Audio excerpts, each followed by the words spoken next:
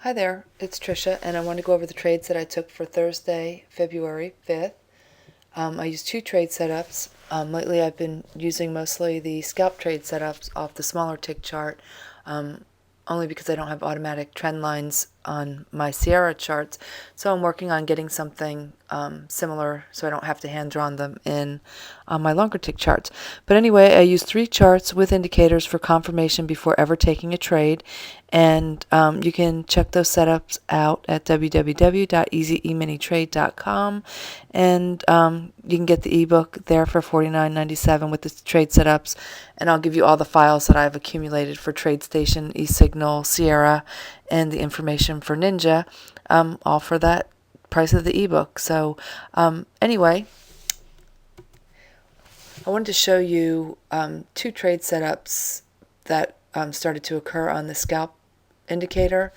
And you can see right where my vertical line here is at 10:34 in the morning. And yes, you have your scalp indicator showing an entry and everything is in alignment, except you do not have the price on our longer tick chart over the two moving averages, so we would pass on that. This is a scalp trade that was occurring at 10:41, and we would pass on that because the bar that where this is setting up here, the bar that coincides with that on our longer tick chart did not close yet. So you would want to wait for that bar to close before you ever took a trade, because that would be confirmation. We need to make sure that we had confirmation on that.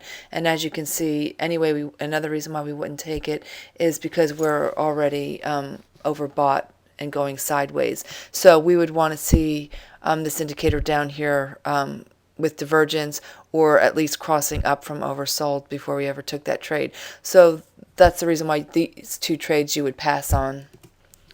This is a trade that I did take. This was at 10:52, and I took this. We had not quite crossed over into the overbought area yet. So even though we don't have technically divergence here, I took it because everything was in alignment. Our trend indicator, our longer tick chart, our smaller minute chart, everything was in alignment. So I decided to take that scalp trade setup. So set up here on this vertical line, I hit a market order and probably got filled around in this area over here. And what you have to understand is on this tick chart, a smaller tick chart, you're actually, the price is moving very quickly. So just because I hit my market order on this bar here, once I see the blue dot, I'm not going to get filled right on that bar because there's just too many trades going on. So realistically, it's going to be a few bars later. So that's why when I show you the bar that it's set up on, where the blue indicator first appeared, once that is complete and I see my first blue dot, then I hit a market order. And like I said, it's usually a couple bars later that you get filled. It just depends on how fast the market is moving. So I got filled at 8:30 and a quarter.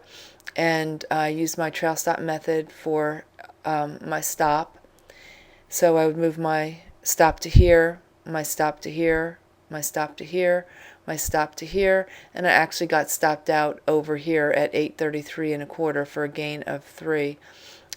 So that's how I did. You have to remember too that everything that I show you in these videos is based on one contract and trading one contract. As most of you know, I typically will trade at least 3 contracts and I exit in stages.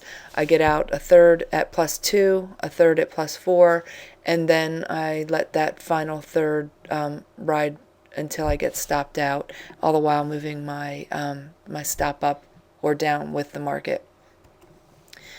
I wanted to show you this trade. This is a trade that I took at 11:03, and we have divergence, indicator going up, price going down. So I love that. We had the scalp indicator set up here.